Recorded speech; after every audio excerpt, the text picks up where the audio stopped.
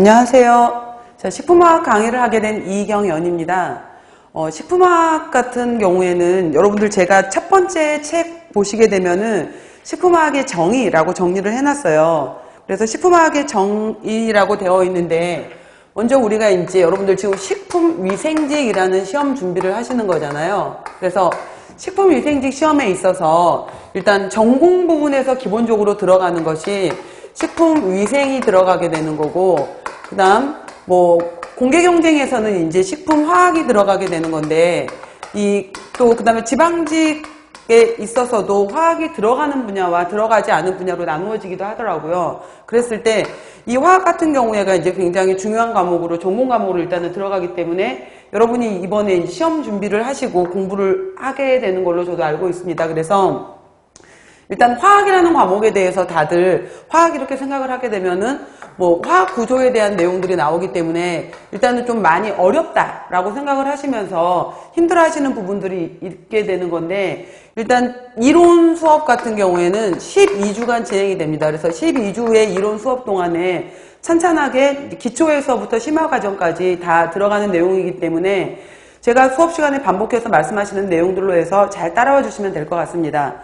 자, 첫 번째 여러분들 항상 강의 들어가시기 전에 여러분들 차례 부분을 한번 봐주세요. 그래서 차례를 보시게 되면은 일단 제가 초입 부분에서 식품화학이란 무엇인가, 식품화학이란 무엇인가 라고 해서 정의에 대해서 말씀을 드릴 거고요.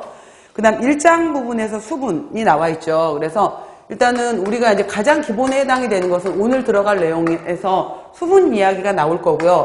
그 다음 들어가는 부분이 이제 탄수화물, 그 다음 지질, 단백질, 이렇게 해서 보통 우리가 이제 이 공부를 하는 과정에서 탄수화물, 지질, 단백질 이렇게 말을 하게 되면은 열량을 내는 영양소로 알고 있게 되는 거죠. 그 다음에 이렇게 탄수화물, 지질, 단백질과 더불어서 그 외에 이제 보통 우리가 비타민을 이야기하게 되고요. 무기질 이렇게 얘기를 해서 지금 제가 여기 칠판에 정리한 수분, 탄수화물, 지질, 단백질, 비타민, 무기질이 가장 핵심에 해당이 되는 식품화학에서의 성분이 되는 겁니다. 그래서 이 부분에 해당이 되는 것들을 정리가 되고 나면은 그 다음, 그래서 여기까지가 지금 6장에 해당이 되는 비타민 부분이었고요. 7장의 효소가 이제 단백질 부분으로 해서 또 굉장히 중요하게 촉매작용을 하는 효소 부분 이야기가 들어갈 거고요. 이후에 들어가는 부분들 같은 경우에도 식품의 색, 그 다음에 갈변, 식품의 맛, 그 다음 냄새, 그리고 최근에 시험 문제 경향 같은 경우에는 식품화학의 경우에는 가공 유통 과정이 들어가게 되고 여러 가지 수출 수입 식품으로 인한 유독 성분들 이야기도 많이 나오게 됩니다. 대표적인 예 중에 하나가 혹시 여러분들 감자튀김 속에서 들어있다라고 말하는 아크릴아마이드 성분이라는 것을, 이러한 것들이 발암물질이다, 이러한 부분들도 얘기를 들어보셨을 텐데, 예를 들어서 아크릴아마이드 같은 경우에는 전분을 저장한 다음에 저장 후에 여기에서 생성된 당과 이 고온 가열에 의해서 생성되는 발암물질에 해당이 되는 거거든요. 그래서 이러한 것들이 이제 사회적으로 약간 이슈가 됐었을 때는 또 아크릴아마이드라든지 또 식품화학 성분으로 인해서 여러 가지 문제가 되는 여러 가지 벤조피린 문제라든지 하는 것들이 언급이 되는 거에 대해서는 또 새롭게 등장하는 용어라든지 이런 게 있었을 때는 그걸 지금 중점적으로 해서 역시 마찬가지로 시사적인 부분까지 같이 말씀을 드리려고 합니다. 그리고 마지막 나와 있는 13장 같은 경우에가 식품의 물성이라고 얘기해서 식품의 경우에는 조직감이라든지 이제 이 우리 물성이라는 단어를 레올로지라는 용어를 사용하거든요. 그래서 또 이 부분에 있어서도 굉장히 물성이라는 용어까지 해서 최종적으로 식품화학의 정의에서부터 13장 식품의 물성까지 이야기를 하려고 합니다. 자, 첫 번째 페이지 보시면은, 그래서 강의를 여러분들 공부를 하시기 시작하기 전에는 굉장히 중요하게 보셔야 되는 것이 항상 차례예요. 그래서 차례 부분에 대해서 다시 한번 머릿속에 정리를 하시면서 식품화학이라고 말하는 것은 수분, 탄수화물, 지질, 단백질, 비타민, 무기질 관련 이후에 여러 가지 색과 맛과 향과 독성과 물성에 관한 부분을 우리가 배우는 거구나 라고 머릿속에 한번 정리를 하시면 좀 더 개념을 잡는 데 쉬우실 거라고 생각이 됩니다. 자, 1페이지 보시면은 제가 식품화학이란 도대체 무엇이냐, 식품화학에 대한 정의를 제가 정리를 해놨어요. 같이 이 부분을 좀 보시면은 자, 식품은 모든 음식물을 말하며 의약으로 섭취하는 것을 제외한다 라고 하면서 식품위생법을 넘기시면은 가장 먼저 나오는 바로 이제 법 내용입니다. 그래서 즉 영양소를 함유하고 있으면서 유해한 물질을 함유하지 않는 천연물 또는 가공품이다 라고 되어 있는 거고요.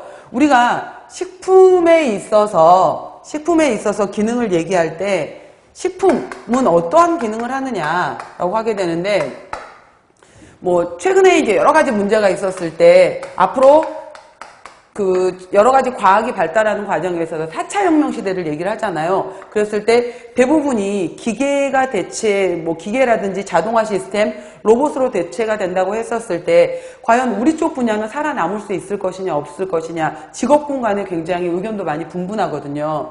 자, 그랬을 때 식품이라는 것은 우리가 먹는다라는 것은 이거는 먹는 건 단순히 이제 뭐 영양을 준다.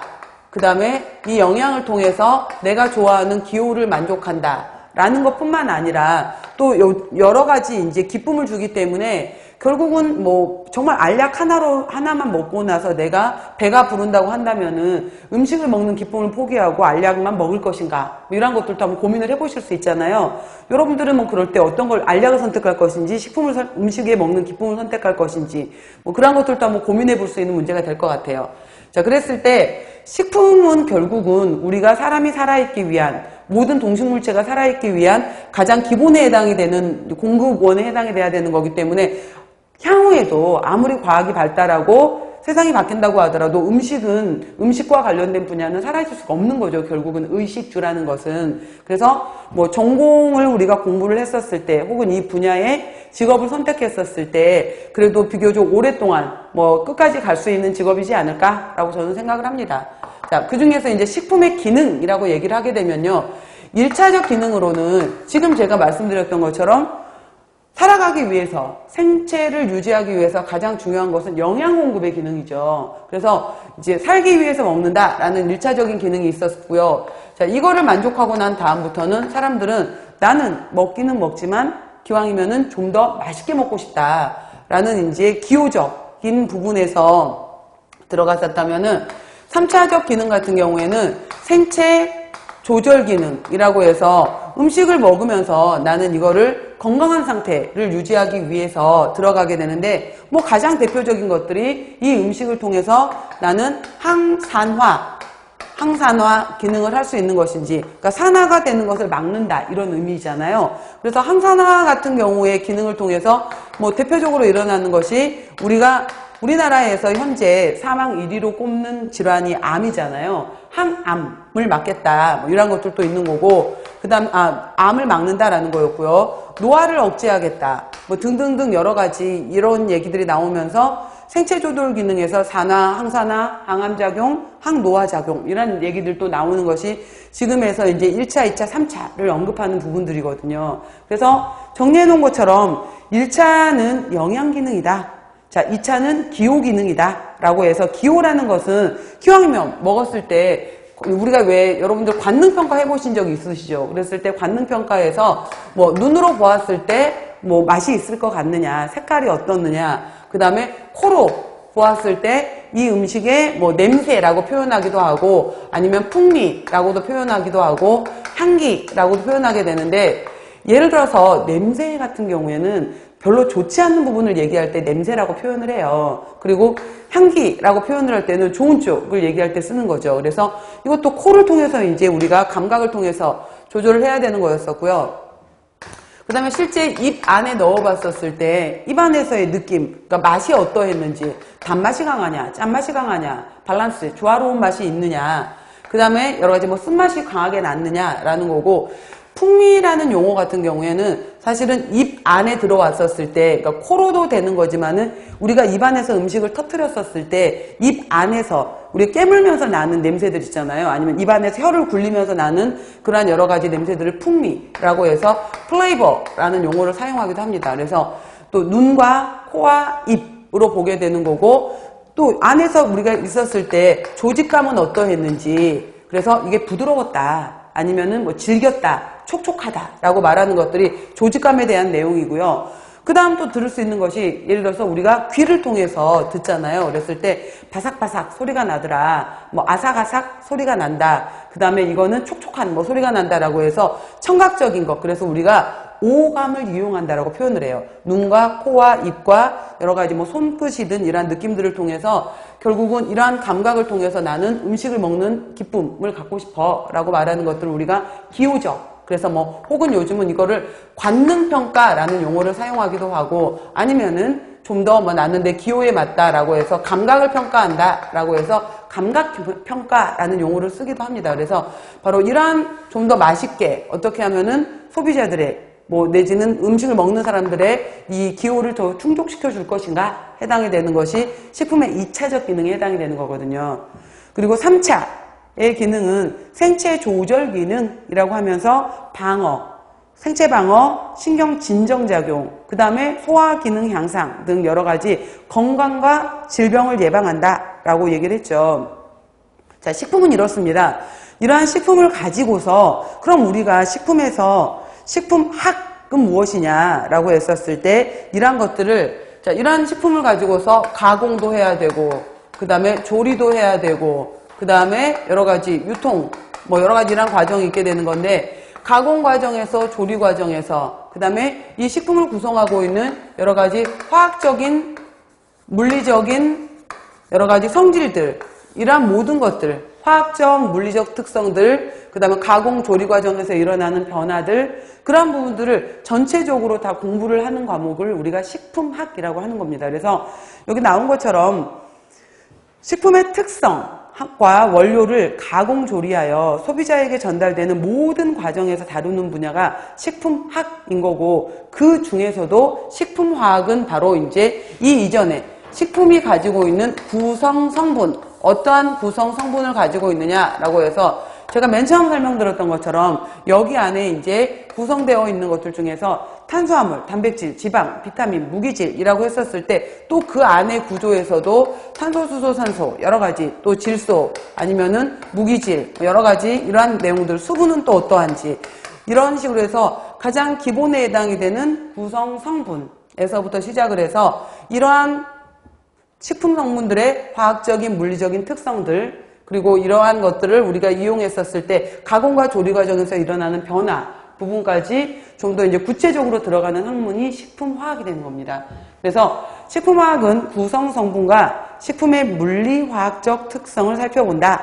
또 식품의 가공, 조리, 저장 등 식품의 활용과 관련한 바로 과학적인 원리를 탐구한다라고 해서 과학이라고 했습니다, 여러분. 그래서 밑에 먼저 표를 보시면은 그 그림에 나와 있는 것처럼 식품은 크게는 수분과 고용물로 이루어져 있어요. 그리고 고용물 중에서 유기질, 무기질이라고 나누어져 있는데 원래 이제 식품하고 관련된 과목을 대학에 들어가서 전공을 했다라고 하게 되면은 대부분 이제 이 식품 부분에서는 들어가는 경우에 화학을 공부할 때 우리가 유기화학이라는 것이 있고 무기화학이라는 것이 있게 되는 건데 뭐 예전에 어느 영화에선가 농담처럼 무기화학이 무엇이냐라는 질문에 뭐 무기를 배우는 학문이다라고 대답을 해서 이제 웃음거리가 됐던 뭐 그런 것도 있긴 있었었는데 유기화학 같은 경우에는 바로 탄소를 함유하고 있는 거에 대한 화학적인 기전을 배우는 것을 유기화학이라고 하는 거고요. 무기화학은 그러니까 이거 탄소가 포함되어 있는 것에 해당이 되는 것들. 뭐 대표적으로 예를 들어서 우리가 가장 기본에 해당이 되는 포도당 같은 경우에도 C6, H12O6 이 구조를 갖고 있게 되는 거거든요. 이런 식으로 탄소를 갖고 있는 것들을 얘기하는 거고 알코올 같은 경우에도 C2H4OH 이렇게 얘기를 할 때 여기에서 구조도 탄소를 갖고 있기 때문에 유기화학 이렇게 얘기를 하는 겁니다. 그리고 무기화학 같은 경우에는 예를 들어서 여러분들 염산이라고 말하는 HCl이라든지 H2SO4 황산이라고 말하는 것들부터 시작해서 우리가 무기질로 알고 있는 것들 중에서 뭐 철이라든지 칼슘이라든지 여기 안에는 지금 탄소가 없잖아요. 탄소를 갖고 있지 않는 것들을 바로 무기화학이라고 설명을 하는 거죠. 그래서 바로 크게 이제 유기화학과 무기화학으로 나누어지게 되는 건데 자, 유기물질에 해당이 되는 거에 바로 포함이 되는 거에 들어가는 것들이 여기 나와 있죠. 단백질, 지질, 탄수화물, 그 그 다음에 비타민에 해당이 되는 것들이 바로 유기질에 해당이 되는 거고요. 무기질 회분이라고 되어 있는 거에 바로 이제 우리가 이러한 성분들로 해서 나누어지는 거죠. 그래서 무기질에 해당이 되는 것까지 해서 식품을 구성 성분으로 나누어 볼 수 있습니다. 그 다음 밑에 그 바로 윗줄을 보시면은 식품화학에서의 주요 화학 반응은 자 이제 우리가 앞으로 배울 단어들에 해당이 되는 것들이 다당류의 가수분해라는 용어가 있고요. 단백질의 가수분해라는 것이 있는데 일단 여러분들 우리가 지금 여러분들께서 공부를 하시는 이유가 식품위생직이라는 공무원 시험의 합격이라는 것을 목표로 해서 하시는 거잖아요. 합격이라는 것을 목표로 해서 하실 때는 그리고 우리 쪽 이쪽 학문 같은 경우에는 어떤 이론 뭐 새로운 이론을 만들어내거나 이러는 게 아니라 일단은 시험에 있어서 수험자의 태도의 경우에는 뭐 왜라는 것보다는 왜 그럴까라고 막 계속해서 의심을 갖는 것은 이제 공부하는 기초에 있어서 굉장히 좋은 태도이긴 하지만은 그게 아이러니하게도 수험생의 입장으로 공부를 하는 입장에서 왜라는 것은 별로 도움이 안 되는 것 같아요. 그래서 이건 나중에 여러분들께서 정말 이렇게 이제 논문, 석사 논문, 박사 논문, 새로운 이제 이론을 정립할 때 왜는 그때 공부를 하시고 일단 수험 공부에서는 첫 번째는 일단은 외우기입니다. 안타깝지만 맨 처음에는 관련된 내용들로 해서 외워야 돼요. 외우셔야 되는 거고 그 다음에 제가 이제 누누이 그 학생들이나 이런 입장에서도 얘기하는 거지만은 제가 여기 앞에 서 있는 것은 절대 똑똑해서도 아니고 많이 알아서도 아니에요. 제가 앞에서 지금 이렇게 마이크를 들고 강의를 할 수 있는 것은 먼저 봤어요. 먼저 이 학문에 대해서 알았고 여러분들보다 좀 더 많이 본 것 뿐이거든요. 그러니까 먼저 봤다, 많이 봤다의 차이인 거지 뭐 똑똑하다, 안 똑똑하다는 절대 그 문제는 아닌 것 같기 때문에 일단 계속해서 반복을 통해서 외우는 방법밖에 없는 것 같아요. 그래서 특히나 이제 화학 용어 이러한 것들에 해당이 되는 것들이 좀 많이 낯설고 또 공부한 지가 오래돼서 가물가물하시다라고 했었을 때는 반복을 통해서 계속해서 이 용어가 나한테 익숙해지도록 하는 방법밖에 없습니다. 그래서 하루에 뭐 내가 이 책을 공부하고 난 다음에도 2번, 3번씩 계속해서 그날 바로바로 복습하겠다라는 목표를 세우시고 따라오셨으면 좋겠어요. 자, 지금 같은 경우에도 다당류의 가수분해, 단백질의 가수분해라는 말이 나왔는데 우리 용어에서 굉장히 한자가 많이 들어가거든요. 그래서 수분을 더해서 분해시킨다 이 말이에요. 가수분해라는 게. 그래서 물 분자가 H2O, 물 분자가 들어감으로 인해서 분해가 된다라는 건데 뭐 대표적인 예로 꼽을 수 있는 것 중에 하나가 우리가 포도당 결합에 해당이 되는 것을 알파14 또는 뭐 알파16 결합이다 이렇게 얘기를 하게 되는데 이제 차근차근 우리가 이제 배우실 내용이겠지만은 자, 이 자리에 해당이 되는 1번 자리와 4번 자리가 이런 식으로 해서 계속해서 결합을 하고 있는 것이 우리가 이제 여러 가지 아밀로즈, 아밀로펙틴의 구조가 되는 거거든요. 이때 이 구조 하나하나를 끊어줘야 돼요. 끊어줘야 되는 건데 뭐 대표적인 예가 우리가 밥을 입에 넣고 나서 침을 이용해서 계속해서 씹어주게 되면은 입 안에서 이제 밥알이 분해가 되게 되는 건데 그때도 마찬가지로 침을 통해서 또 효소를 통해서 분해를 시켜주는 작용인데 이런 식으로 물이 들어감으로 인해서 분해가 되는 작용을 가수분해라고 하는 겁니다. 아, 물이 더해지면서 분해가 되는 일어나는 작용이다 라고 보시면 됩니다. 그래서 바로 다당류의 가수분해, 단백질의 가수분해라는 용어들이 있고요. 그 다음 단백질 부분에서 변성 굉장히 중요합니다. 그래서 변성이라는 용어도 그러니까 오늘 첫날 수업 같은 경우에는 제가 그냥 전반적으로 앞으로 이제 우리가 식품화학에서 이런 내용이 들어갈 것이다. 이런 용어들이 있다라고 하시면서 제가 그 부분에 대해서 그냥 전반적인 흐름을 얘기하는 거기 때문에 좀 다소 들으실 때 너무 지금 내용이 너무 광범위하지 않나 라는 생각이 드실 텐데 이 부분들이 이제 향후에 계속해서 우리가 배울 부분이기 때문에 들어가는 건데 뭐 기억이 나신다면 혹시 단백질의 변성이라는 부분이 있는 건데 단백질의 변성 같은 경우에도 우리가 뭐 단백질에 있어서도 일단 단백질은 기본적으로 아미노산으로 이루어지는 거잖아요. 그랬을 때 단백질의 1차 구조, 2차 구조, 3차 구조, 4차 구조를 얘기할 때 예를 들어서 1차 구조 같은 경우에는 여러분들 펩타이드 결합이라 그래서 CONH, 카르복실기와 아미노기 사이에서 발생됐던 결합이 있었거든요. 그 다음에 2차 구조 같은 경우에는 알파 헬릭스 구조가 있다든지 아니면은 뭐 병풍 구조, 베타 구조가 있다든지 3차 구조 같은 경우에는 여러 가지 결합의 활성기를 갖는 구조가 있다든지 4차에 해당이 되는 것들은 3차에 해당이 되는 것들이 모여서 새로운 또 여러 가지 특성을 나타내는 것들을 4차 구조 이렇게 얘기를 하게 되는 건데 바로 2차, 3차, 4차는 변하지만 1차는 변하지 않는 구조를 변성이라고 정의를 해요. 그런데 이거 잘 모르겠어. 근데 이렇게 얘기하게 되면은 이제 잘 이해가 안 되는데 예를 들어서 변성에 가장 가까운 예로 드는 것 중에 하나가 두 유의 성분을 우리가 여러 가지 응고제를 이용해서 두 부를 만들거든요. 두 부를 만들 때 두유에서 두부가 되는 것도 바로 변성이에요. 그 다음에 우유에 산이 들어가거나 효소가 들어가서 바로 이제 치즈로 만들어지게 되는 건데 이거 역시 마찬가지로 변성이 되는 거예요. 그래서 지금은 그냥 여러분들이 두유에서 두부가 되는 것, 우유에서 치즈가 되는 것 이러한 과정들을 변성이라고 하는 거나 라고 하게 되는데 이게 이제 식품학적인 우리가 화학적으로 접근을 했었을 때는 어떠한 원리들에 의해서 이것들이 응고로 갔었는지에 대한 기전을 배우게 되는 것들이 바로 단백질의 변성 부분이 됩니다. 그리고 이 부분은 굉장히 중요하게 그 가공 부분이라든지 이러한 부분 실제로 이제 식품의 가공 생산 부분에서 매우 중요한 부분이고 중요하니까 역시 시험 문제도 많이 출제되는 부분이겠죠. 자, 이렇게 변성 부분이 있고요. 또 뭐 지질의 가수분해, 지질의 산패, 지질의 산패는 가능하면 억제를 해야 되거든요. 그래서 산패 부분에 대해서도 여러분들이 뭐 예를 들어서 자동산화다, 가열산화다, 효소적 산화다 여러 가지란 산패 부분이 있게 되는 건데 그 산패 부분도 다음번에 다시 또 언급을 할 거고요.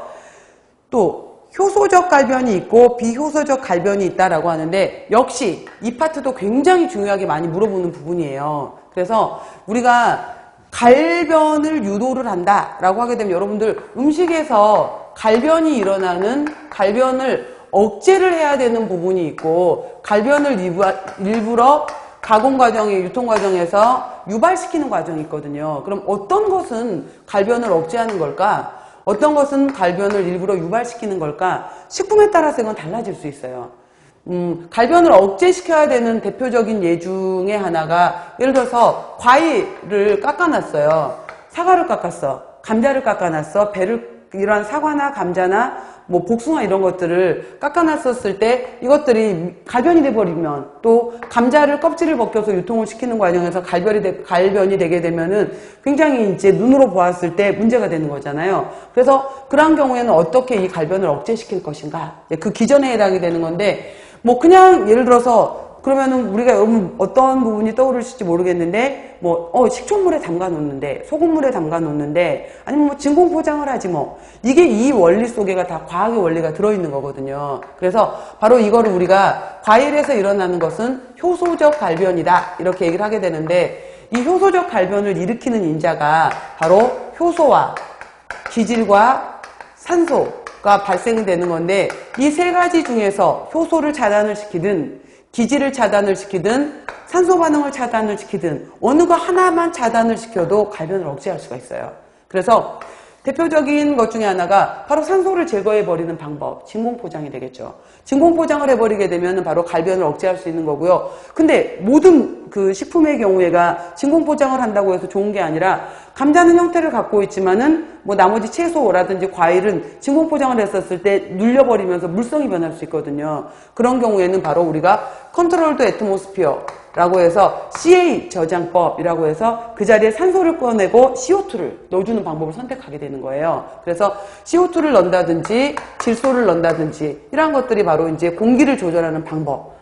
그런 원리들이 숨어 있었구나 라는 거고요. 나는 갈변을 유발시키고 싶어 라는 것도 있어요. 그러면 갈변을 유발시켜서 나는 빵에 있어서 빵이 허옇게 겉표면이 나오는 것보다 나는 맛있는 갈색이 나왔으면 좋겠어. 그래서 이 맛있는 갈색을 우리가 뭐 골드 브라운 이렇게도 표현하는데 빵 표면에 식빵 표면이 반질반질 했으면 좋겠고 식빵 표면이 난 흰색보다는 맛있는 갈색이었으면 좋겠어 라고 했었을 때 이 경우에 일부러 식빵 표면에 달걀물을 발라주거든요. 그러면은 성분 중에 있었던 당과 그 다음에 달걀이라든지 재료 중에 있었던 아미노산이 반응을 하면서 마이알 반응이라는 걸 하게 돼요. 마이알 반응을 하게 되면서 맛있는 골드 브라운의 갈색이 만들어지는 거예요. 그 다음 뭐 된장, 간장을 만들었었는데 나는 맛있는 갈색이 나왔으면 좋겠어. 그런 것들이 다 마찬가지로 마이알 반응이에요. 그리고 여러분들 캐러멜 마끼아또 좋아하시잖아요. 예를 들어서 이 캐러멜 색소 같은 경우에도 설탕에 물을 넣는 것이 아니라 설탕 자체를 160도씨로 160도씨까지 쫙 올리면, 뽑기 해보셨으면 아시겠지만은 160도씨 가열하게 되면 클리어 리퀴드라고 해서 맑은 물처럼 돼요. 근데 170도씨 이상이 되면은 얘가 이제 이상으로 가열을 하게 되면 갈변이 일어나기 시작하거든요. 이때 캐러멜 반응, 역시 일부러 우리가 갈색을 유발시키는 거예요. 캐러멜 색소.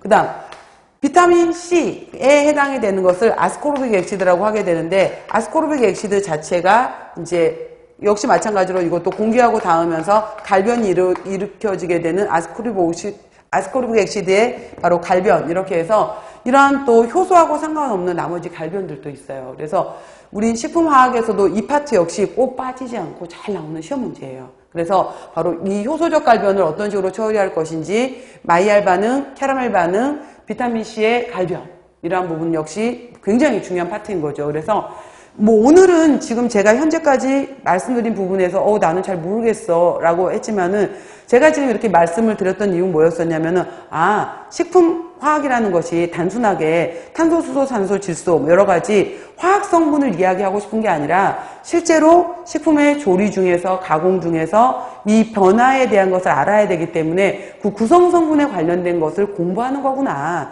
그 부분에 대해서 이해를 하시라고 제가 지금 뭐 다양한 설명을 해드렸던 겁니다. 그래서 바로 아래 맨 밑에 표를 보시면은 공급원에 따른 분류라고 되어 있죠. 보시면은 식물성 식품, 이제 우리가 곡류에서, 서류에서, 곡류는 여러분 잘 알고 있는 것처럼 쌀, 보리, 밀, 옥수수 이러한 것들이고요. 서류라고 하게 되면은 감자, 고구마 이런 거예요.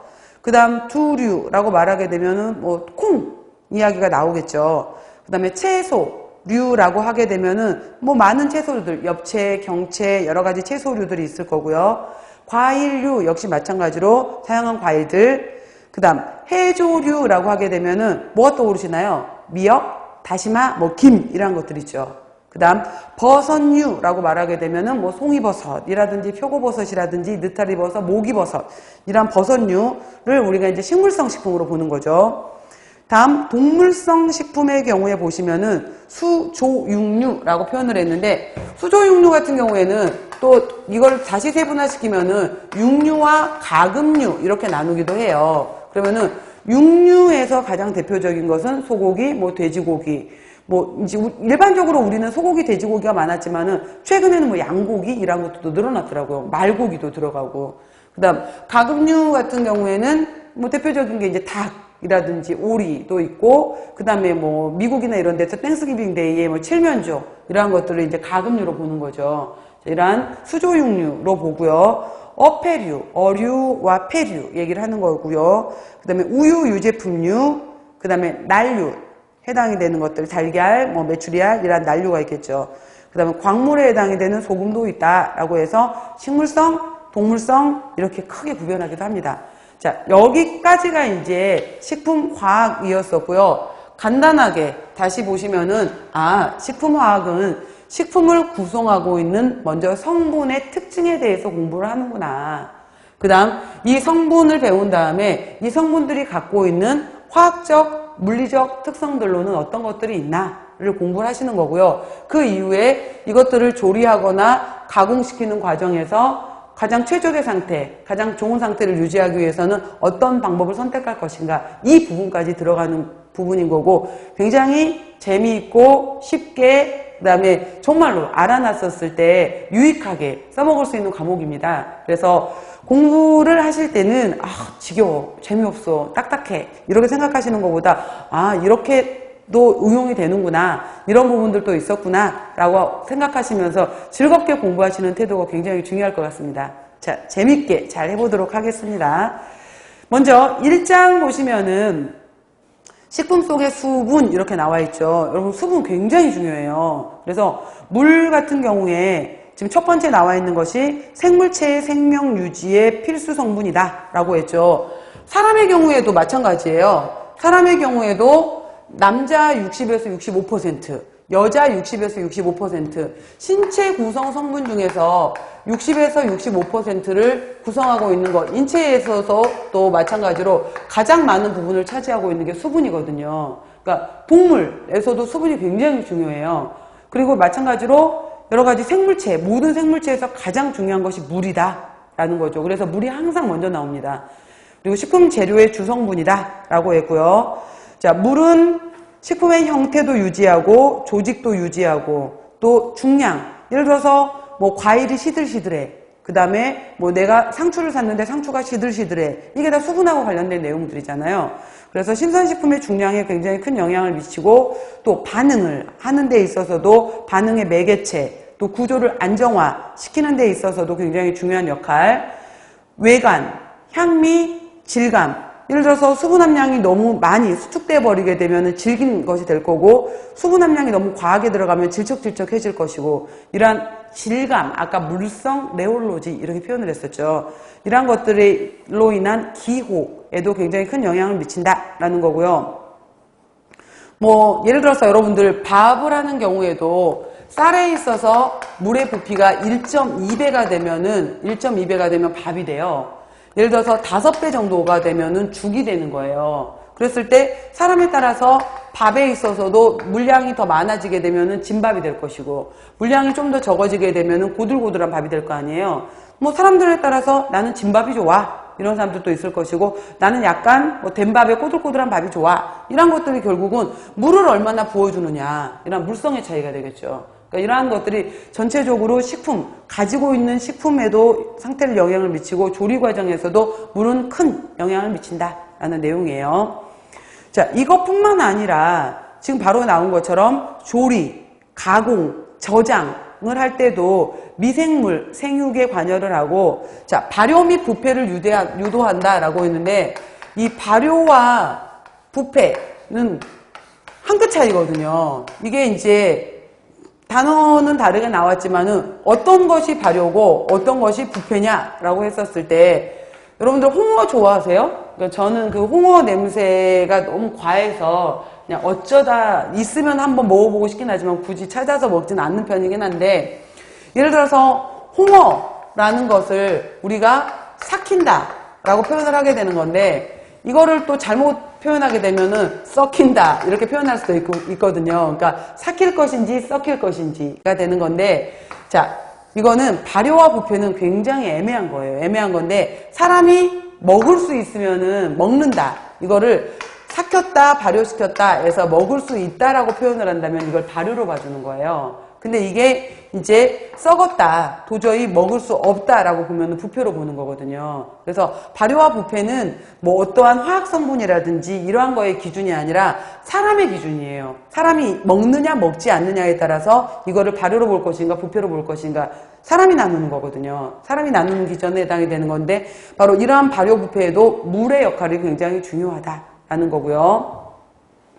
그 다음 보시면은 효소 반응 뿐만 이러한 생화학적인 반응에도 중요하고 물리적인, 화학적인 반응에도 굉장히 중요한 역할을 한다. 자, 이 내용들에 대해서 차근차근 들어가게 될 거고요.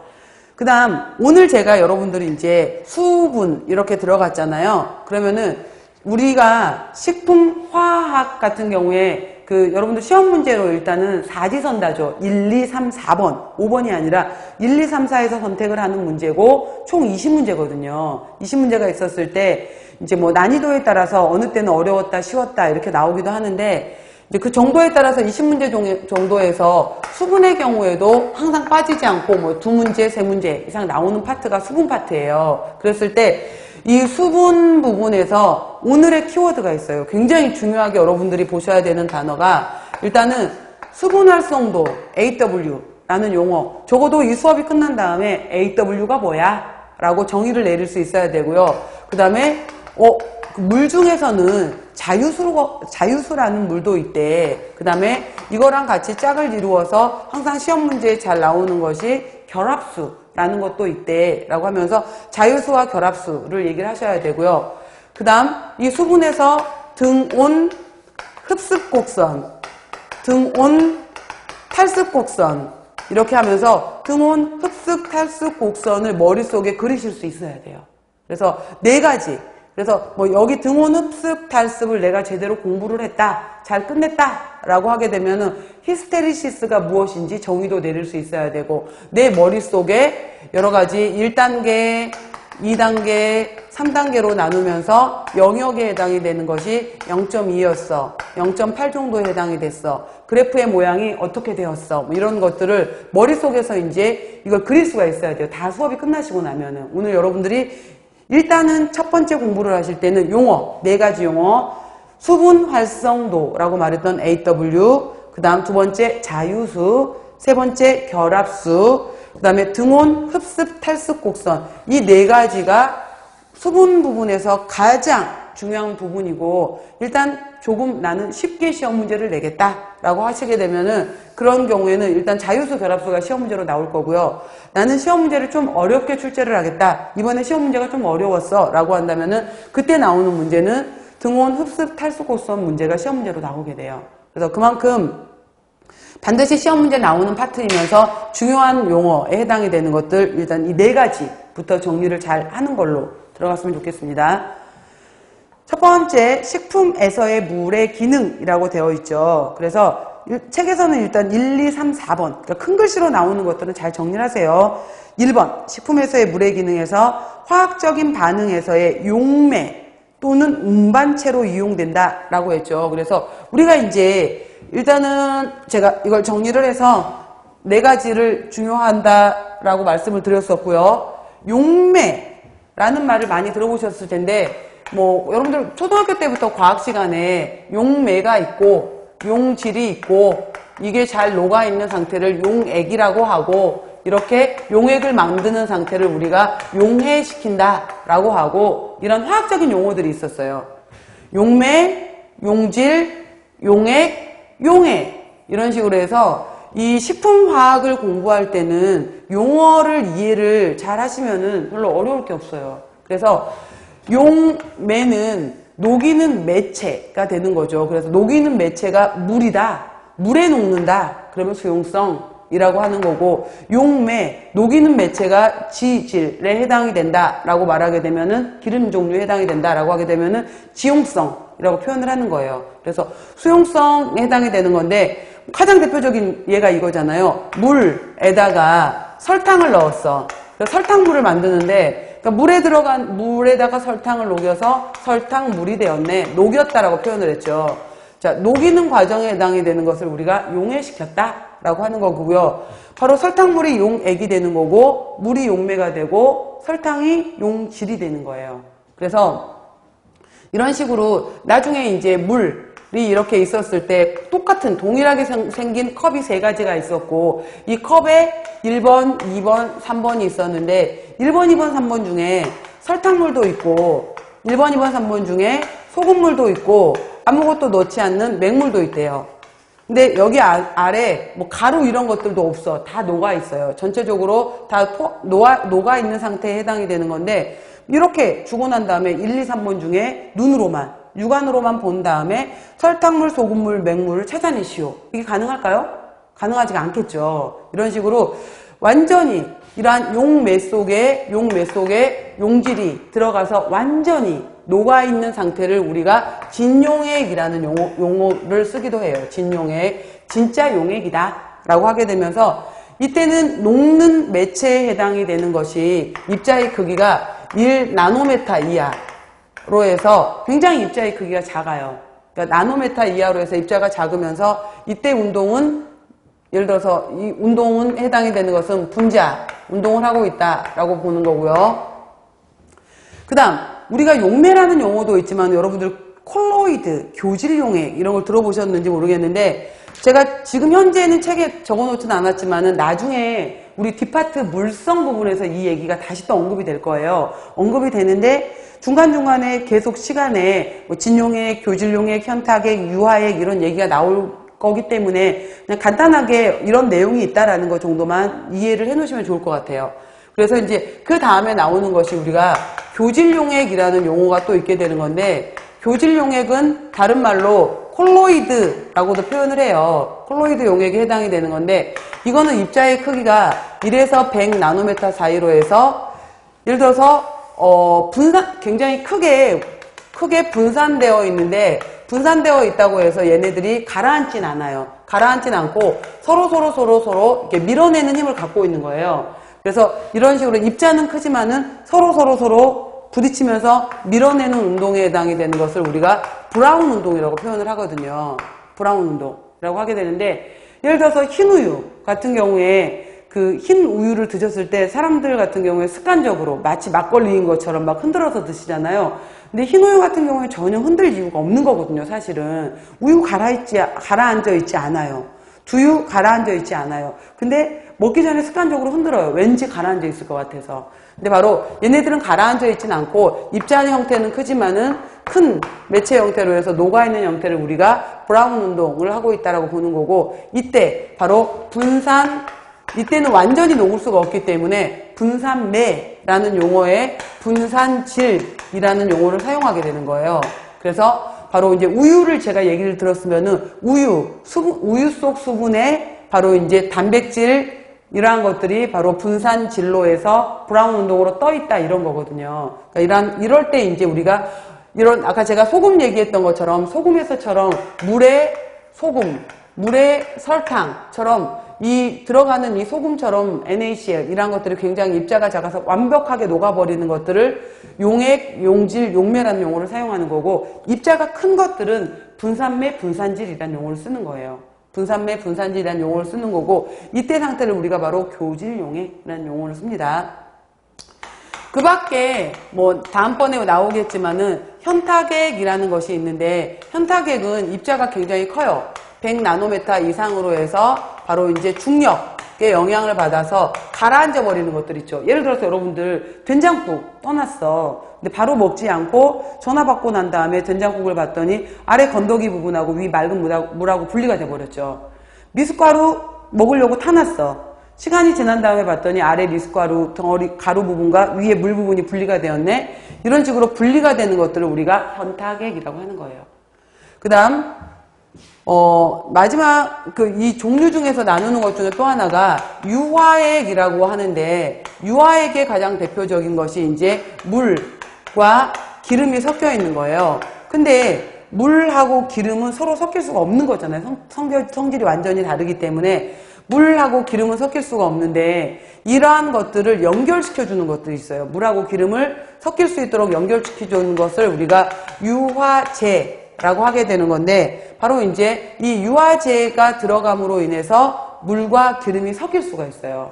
그때 이제 바로 기름 속에 물이 들어가는 형태, 물 속에 기름이 들어가는 형태. 자, 굉장히 중요한 부분이지만은 이거는 나중에 다시 언급이 될 거기 때문에 오늘은 그냥 유화액이라는 것도 있었다라고 그냥 그 용어 정도만 보시면 될 것 같아요. 그래서 유중수적형, 수중유적형 이렇게 표현을 하게 되는데, 섞일 수 없는 물과 기름이 섞여 있는 거고, 이거는 유화제 도움이 필요하다라는 거예요. 그래서 바로 이제 어떤 거에 녹아있다라고 말할 때 표현하는 것이 4가지가 있거든요. 지금 말한 것처럼 첫 번째 진용액 상태로 있는 것들, 두 번째 교질용액 상태로 있는 것들, 세 번째 현타객 상태로 있는 것들, 네 번째 유화액 상태로 있는 것들, 이렇게 해서 이제 분류를 하기도 합니다. 그래서 진용액, 교질용액, 현타객, 유화액 이렇게 표현을 해요. 그래서 용어 계속해서 반복적으로 이러한 용어들이 있었어 라고 일단 머릿속에 용어만 정리해 놓으셔도 좋을 것 같아요.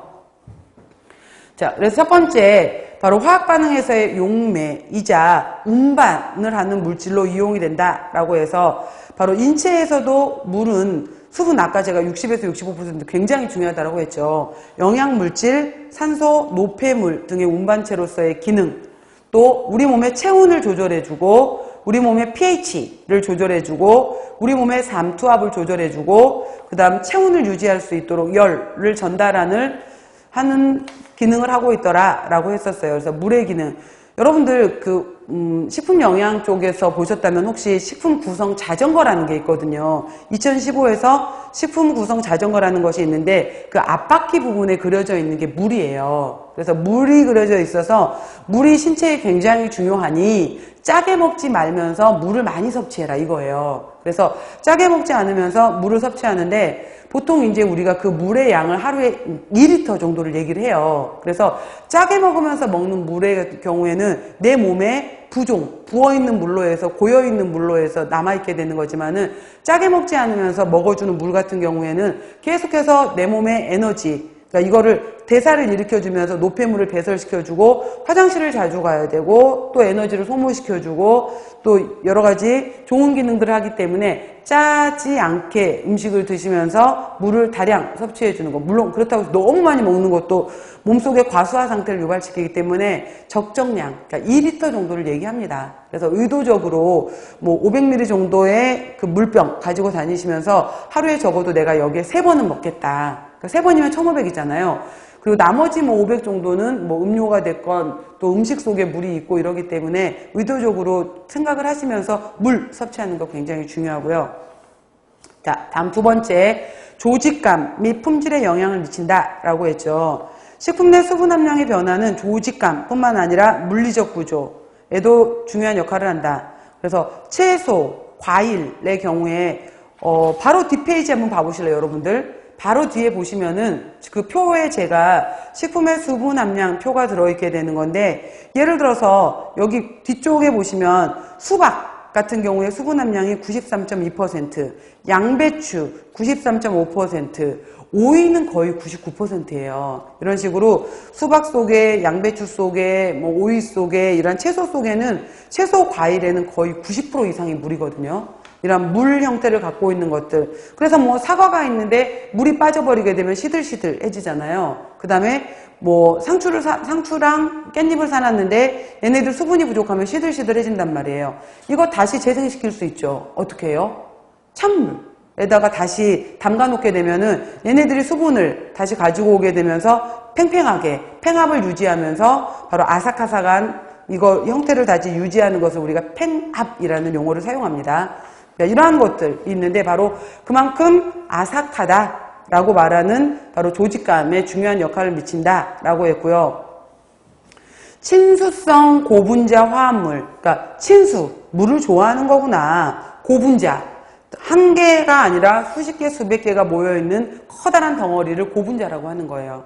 친수성 고분자 화합물인 전분, 또 단백질에 해당이 되는 것을 조금 전에 제가 설명했던 내용이 있었죠. 교질용액, 그러니까 물에 완전히 작은 입자에 해당이 되는 것들이 완전히 녹아버리면 진용액이지만은 물에 커다란 덩어리에 해당이 되는 것들이 완벽하게 녹지 못하는 형태를 교질용액이라고 했었어요. 콜로이드 교질용액으로 만들어서 자, 물의 함량에 따라서 졸과 겔을 형성한다라고 했는데 자, 이 용어도 졸겔 용어라는 것도 다 안 쓰셔도 되고요. 오늘 거는 일단 이해만 하세요. 그래서 그 다음에 겔이라고 표현을 했는데 졸겔은 뭐냐? 라고 했었을 때 이거는 주로 이제 교질 용액 부분에서 마찬가지로 콜로이드 용액이라고도 하고 교질 용액이라고도 하는데 여기에서 나오는 용어예요.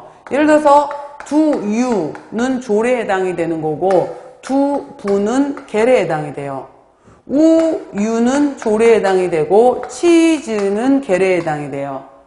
도토리 가루를 이용해서 도토리 죽을 만들었다. 이건 졸이고요. 도토리를 굳혀서 도토리 죽으로 도토리 묵을 만들었다가 되는 거고요.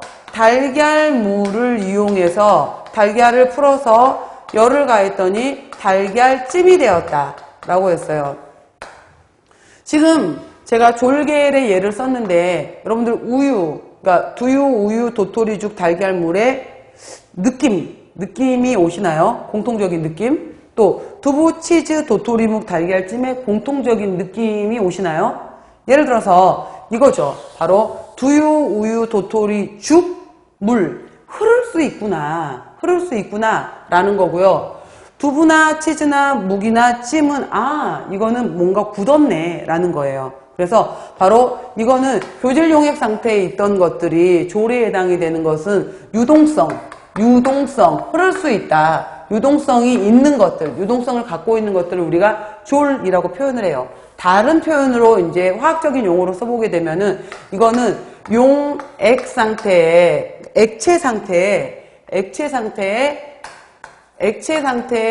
고체 형태가 분산되어 있는 형태를 우리가 액체 중에 고체가 분산되어 있는 상태를 졸이라고 보는 거예요. 졸이라고 보게 되는 거고, 겔은 제가 묵을 대표적으로 해서 치즈, 두부, 이건 어떤 형태를 갖는 거잖아요. 이거는 이제 형태를 유지하게 되면서 바로 유동성을 흐를 수 없게 유동성을 상실해버리는 것을 우리가 겔이라고 표현하게 되는데, 이때 분산상의 형태를 보게 되면은, 이때는 고체 속에 액체가 들어가 있는 형태로 해서 형태가 이제 바뀌게 되는 거죠. 흐를 수 있었을 때는 액체 속에 고체가 있다라고 했다면은 흐르지 못할 때는 성상이 바뀌어서 고체 속에 액체가 들어간 형태로 바뀌게 되는 거예요. 그래서 졸이 있고 겔이 있구나. 그러니까 쉽게 설명을 하면은 졸은 흐를 수 있다.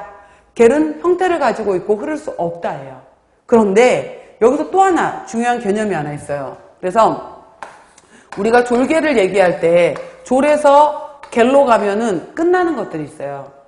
그런데 졸에서 겔로 간 다음에 다시 열을 가하면은 다시 액체로 바뀌는 왔다 갔다 가능한 것들이 있거든요. 자, 한번 졸 상태에서 겔 상태로 가고 끝났어. 더 이상 다시 졸 상태로 가지 못하는 것들을 더 이상 되돌아가지 못한다 라고 해서 이러한 경우를 우리가 비가역적 반응이다 라는 용어를 사용해요. 근데 갔다가 열을 가했더니 다시 되돌아왔다. 왔다 갔다가 가능하다. 이런 식으로 해서 두 가지 상태가 왔다 갔다 하는 반응을 우리가 가역적 반응이다. 이런 식의 용어를 쓰게 되는데, 그럼 예를 들어서 두유에서 두부가 됐네. 여러분 두부를 다시 끓인다고 해서 두유가 됩니까? 안 되잖아요. 이런 식으로 얘는 이렇게 가면 끝나는 비가역적 반응이겠죠. 그 다음 우유에서 치즈가 되었네. 치즈 끓이면 다시 우유가 되나요? 안 되잖아. 이것도 비가역적 반응인 거고요. 도토리 묵을 끓인다고 도토리 죽이 되진 않죠. 마찬가지로 비가역적인 반응. 달걀물을 끓인다고 해서 달걀물에서 응고를 시켜서 달걀찜이 되었고요. 달걀찜에서 가열해도 달걀로 다시 가진 않거든요. 그런데 여러분들 왜 곰국 생각해 보시면은 곰국 막 끓이잖아요. 예를 들어서 대표적으로 곰국에 해당이 되는 경우는 얘는 찬 데다 놔뒀으면 묵처럼 엉겼던 이 곰국을 국자로 떠서 다시 냄비에다 올려놓게 되면 물처럼 풀려. 그죠? 또 먹었던 생선 조림을 냉장고에 넣어놨더니 이게 묵처럼 엉겼네. 생선 조림이 엉겼는데 이거를 다시 물 넣지 않아도 냄비에 올린 다음에 다시 냄비에 넣고 가스불을 열을 가했더니 다시 국물이 생겨요. 이런 식으로 곰국이라든지 생선 조림처럼 다시 졸에서 겔로 왔다 갔다 할 수 있는 관계를 우리가 가역적 졸겔 관계다라고 얘기를 합니다. 그래서 지금 제가 설명했던 부분에서 조금 이제 내용에 있어서 용어적인 설명이 많았었는데, 일단은 뭐 진용액, 교질용액, 현탁액, 유화액이라는 용어 설명을 제가 했었고요. 그 다음에 졸, 겔이라는 용어 정리를 했습니다. 그리고 가역적이다, 비가역적이다 이런 내용을 했었고요. 이제 이런 식으로 해서 계속해서 이야기가 들어가면서 화학적인 용어와 더불어서 그 기전 설명하는 방법으로 들어가도록 할게요. 잠깐 쉬고 다음 챕터 이어서 하겠습니다.